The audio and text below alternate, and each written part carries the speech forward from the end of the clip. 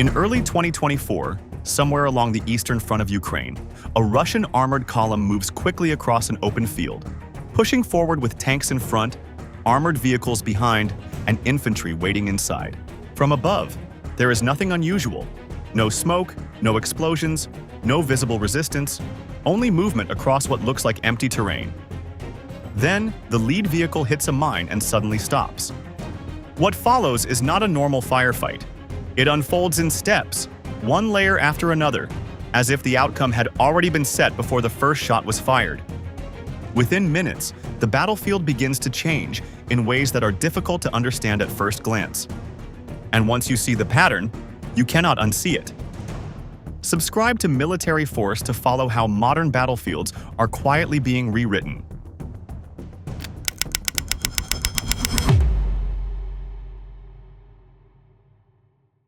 Russian armored columns move into what looks like open ground with a clear purpose, and they follow a structure that has been used for decades, where tanks take the lead, armored personnel carriers and infantry fighting vehicles follow close behind, and soldiers remain inside waiting for the moment to dismount and push into Ukrainian trenches. This formation is not random, because it is built around speed and pressure, and the idea is simple. Move fast enough to reduce exposure, keep enough firepower together to break resistance, and reach the defensive line before the enemy can fully react. The objective in this phase is direct and practical, because these units are not trying to hold ground yet. They are trying to close distance, deliver infantry into forward positions, and create a breach that can be expanded later by follow-on forces. In traditional doctrine, this kind of push relies on momentum, and once the column gains forward movement, it becomes difficult to stop without heavy resistance. That is why armored warfare has always favored rapid advance across open terrain, where fewer obstacles mean fewer delays, and fewer delays mean fewer chances for the defender to organize a response. However, the battlefield in Ukraine has changed one critical condition that this doctrine depends on, and that condition is visibility. The moment these vehicles begin to move into what appears to be an empty field, they are already being tracked from a distance, often by small reconnaissance drones that are hard to detect and even harder to stop. These drones provide continuous observation, and when combined with thermal imaging and wider intelligence systems, they allow Ukrainian units to identify not only the direction of the advance, but also the spacing between vehicles, the type of equipment involved, and the likely point of approach. This means the engagement does not begin when the first shot is fired, but much earlier, at the moment the column is detected and its path is understood. Ukrainian forces do not need to guess where the attack will come from, because they can watch it develop in real time, and that gives them the ability to prepare a response before the column even reaches effective firing range. Positions are not chosen under pressure, they are selected in advance, and fire plans are not improvised. They are already set based on known terrain and expected movement routes. From the Russian perspective, the terrain ahead appears open and accessible, but in reality that same area has already been mapped and shaped into a controlled engagement zone. What looks like empty space is in fact a layered defense system, where minefields have been placed along likely paths, artillery coordinates have been registered in advance, and drone operators are ready to track and adjust fire as soon as the column enters the area. This transforms the battlefield into something very different from what armored units were designed to handle, because instead of reacting to contact, they are moving into a space where the response has already been calculated. The difference in perception is critical, because one side believes it is initiating the attack, while the other has already anticipated it and built a structure to absorb and break it. This gap creates a situation where speed no longer provides safety, and mass no longer guarantees pressure, because both advantages depend on uncertainty, and that uncertainty has been removed.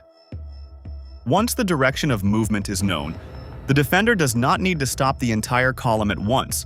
They only need to disrupt it at the right moment and in the right place.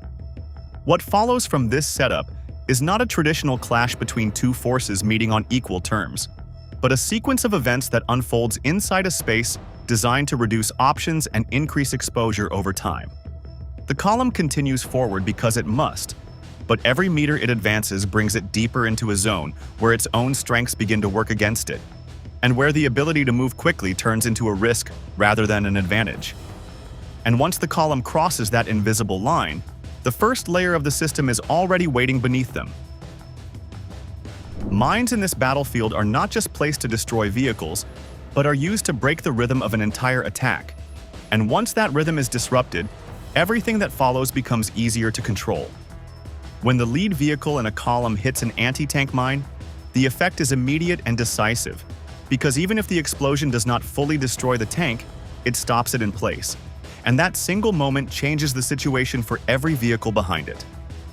The column depends on continuous forward motion, so when the first unit halts, the rest are forced to react. And that reaction creates a chain effect that spreads backward through the formation. Drivers must slow down to avoid collision. Commanders must decide whether to wait or maneuver, and in that short window, spacing between vehicles begins to shrink. Instead of a stretched line moving with purpose, the formation starts to compress, and once that happens, the structure that gave it strength begins to weaken. Vehicles behind the damaged one cannot maintain speed, so they reduce pace and look for ways around the obstacle. But that decision often leads them into even greater danger. A driver may try to move slightly to the side, but that small adjustment can place the vehicle onto another hidden explosive, and in many cases, this is exactly what happens. Reports from the front suggest that in heavily mined areas, a second or even third vehicle can be disabled within seconds after the first detonation, which turns a moving column into a stalled cluster in a very short time. As more vehicles slow down, the formation loses its shape, and what was once a controlled advance becomes a group of units reacting under pressure. Mobility, which is the key advantage of armored warfare, begins to disappear, and without that mobility, each vehicle becomes easier to track and easier to predict. A tank that cannot move freely is no longer a threat in motion.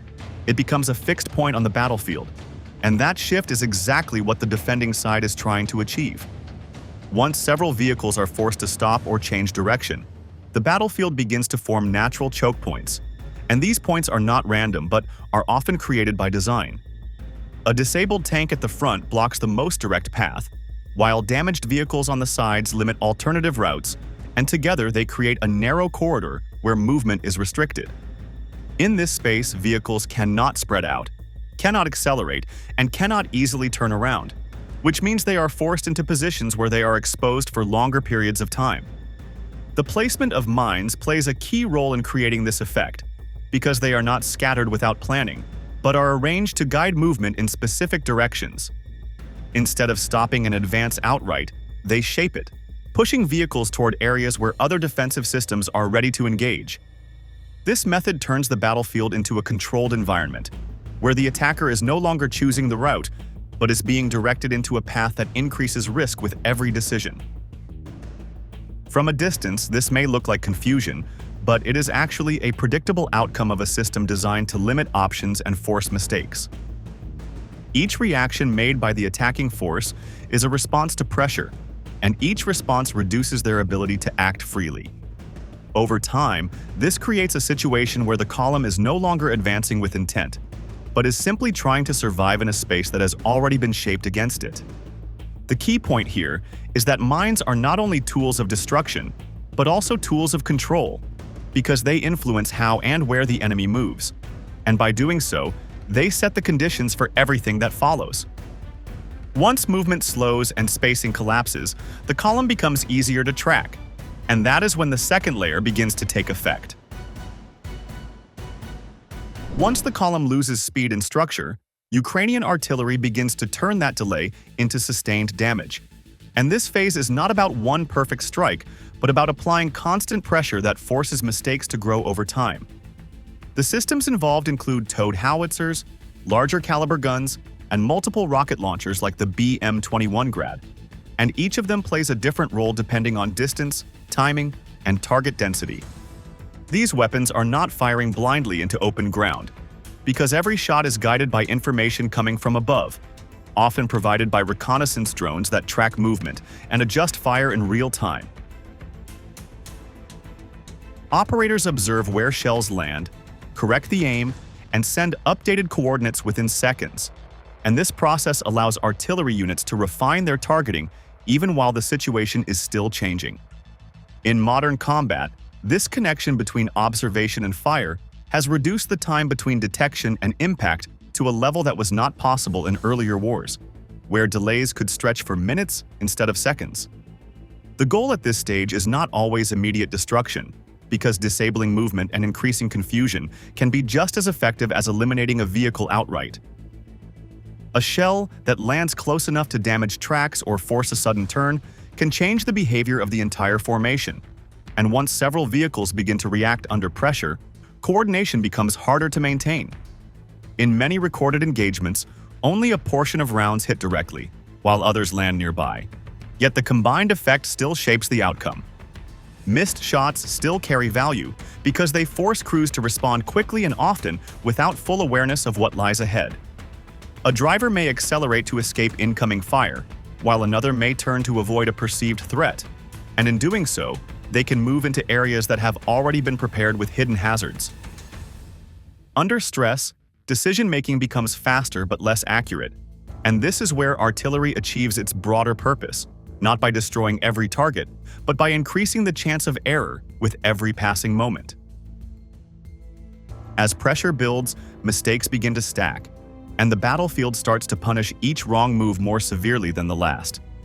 A vehicle that shifts position to avoid a shell may trigger another explosive, while another that slows down too much may become an easy target for follow-up strikes. In this environment, there is no safe option, only choices that carry different levels of risk, and the longer the column remains under fire, the more those risks begin to compound. The formation, which was already weakened by earlier disruption, now becomes increasingly disorganized, and that disorganization spreads as communication becomes harder and visibility becomes limited. Commanders inside the vehicles must interpret incomplete information while under constant threat, and even small delays in response can lead to larger consequences across the entire group. What was once a coordinated push forward now resembles a series of isolated reactions, each one shaped by immediate danger rather than a clear plan.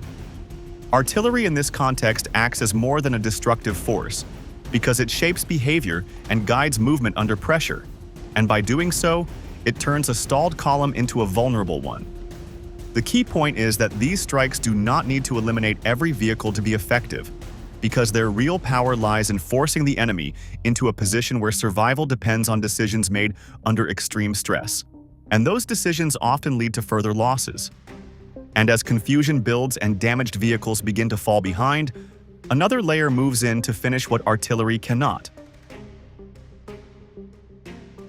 Once artillery has disrupted the column and exposed its weak points, drones move in to turn that disruption into precise destruction. And this is where modern warfare becomes deeply personal and highly targeted at the same time.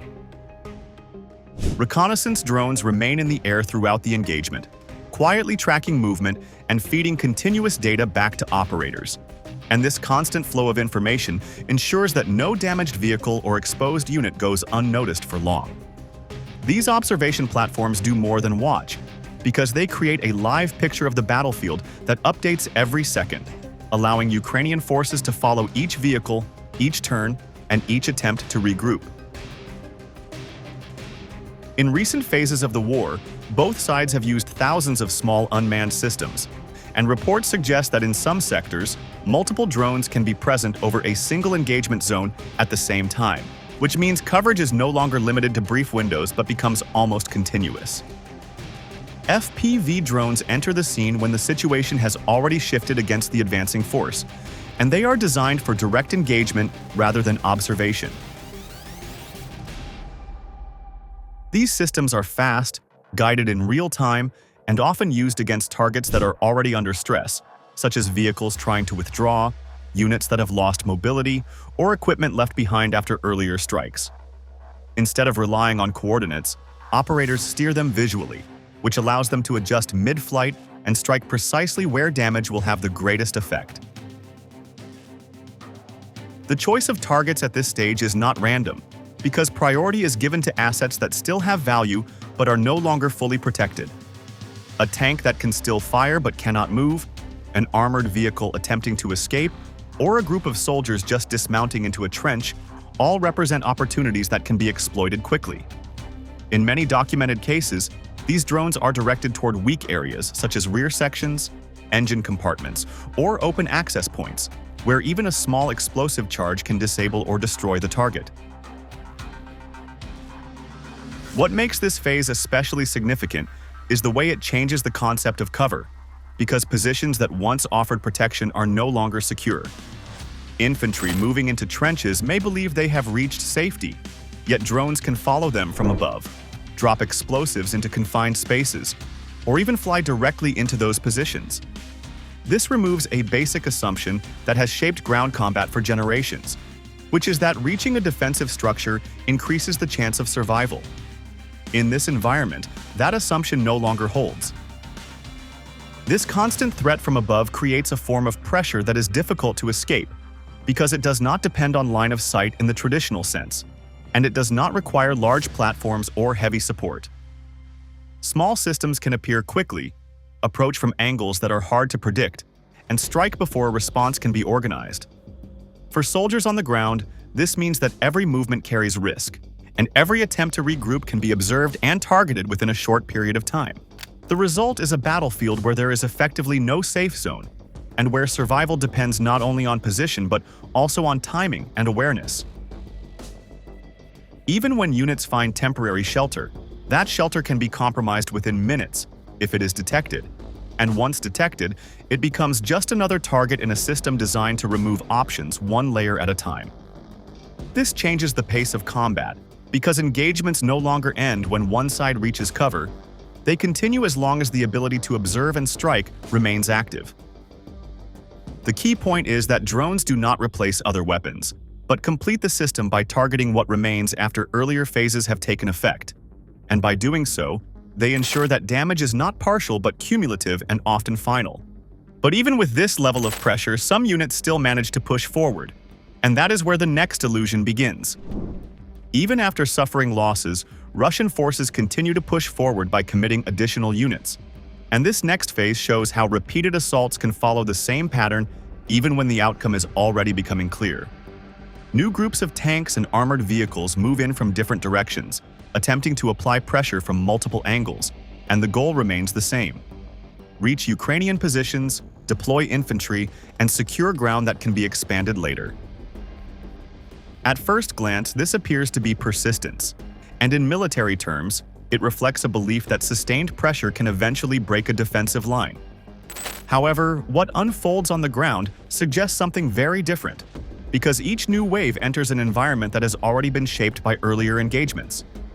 The moment these units approach the area, they are detected again, tracked in real time, and placed under the same layered system that has already proven effective. The sequence repeats itself with striking consistency, where advancing vehicles are identified early, slowed down before they can build momentum, and then exposed to continuous pressure from above and from a distance. This repetition is important because it shows that the issue is not limited to a single failed attempt, but reflects a broader challenge in adapting to a battlefield where visibility is constant and movement is monitored at every stage. Despite this, some units do manage to reach forward positions, and in those moments, it can look like progress. Infantry dismounts from armored vehicles and moves into trenches or defensive structures. And from a traditional point of view, this step marks a key milestone because it suggests that the attacking force has crossed the most dangerous open ground and is now in a position to fight for control. But the reality on this battlefield quickly challenges that assumption, because reaching a trench does not remove the threat, it only changes its form. The same aerial observation that tracked the column continues to follow the infantry, and once their location is known, it becomes a new target. Drones can approach from above, strike directly into confined spaces, or drop explosives into positions that would once have been considered secure. This creates a situation where soldiers who have just arrived at what they believe is a safe location are forced to move again under pressure, and that movement increases exposure instead of reducing it. Instead of stabilizing the situation, the act of entering a trench can lead to further disruption because the position itself becomes part of the engagement zone rather than a place outside of it. At the same time, other weapons are brought into play, including anti-tank guided missiles like Javelin and infantry-carried systems such as RPG-7 launchers. And these add another layer of threat that affects both vehicles and personnel.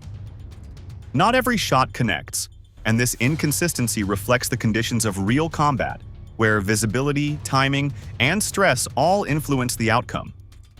Some missiles strike their targets with precision, while others miss due to movement, distance, or simple chance. These mixed results are not a sign of weakness, but a reminder that battlefield conditions are unpredictable and constantly changing. Even when a shot fails, it forces the target to react, and that reaction can lead to further mistakes or exposure.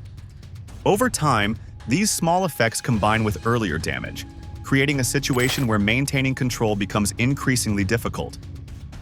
The key point in this phase is that initial success does not translate into lasting advantage, because the system in place continues to apply pressure even after positions are reached. Holding ground requires stability, communication, and the ability to reorganize. But in an environment where every movement is observed and every position can be targeted, those conditions are difficult to achieve. What appears to be a breakthrough at first becomes something else entirely when it cannot be sustained. And this is where the illusion becomes clear, because gaining access to a trench does not mean controlling it, and controlling it does not mean holding it over time. And when repeated assaults lead to the same outcome, a larger pattern begins to emerge across the entire battlefield. What we see on this battlefield is a clear system, where mines slow the advance, artillery adds pressure and damage, and drones observe and finish what remains. And together they remove the one advantage armored forces depend on, which is speed. As the sequence unfolds, Russian units enter fast, then lose momentum, then face constant tracking, and by the time they try to recover, the situation has already turned against them. In this kind of environment, there is no surprise, because every movement is seen, and every delay increases risk.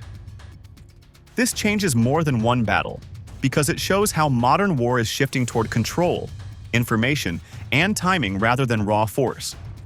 The real question now is whether the United States and NATO are fully prepared for a battlefield where exposure is constant and mistakes are quickly punished. Subscribe to Military Force for deeper analysis on how modern warfare is evolving in real time.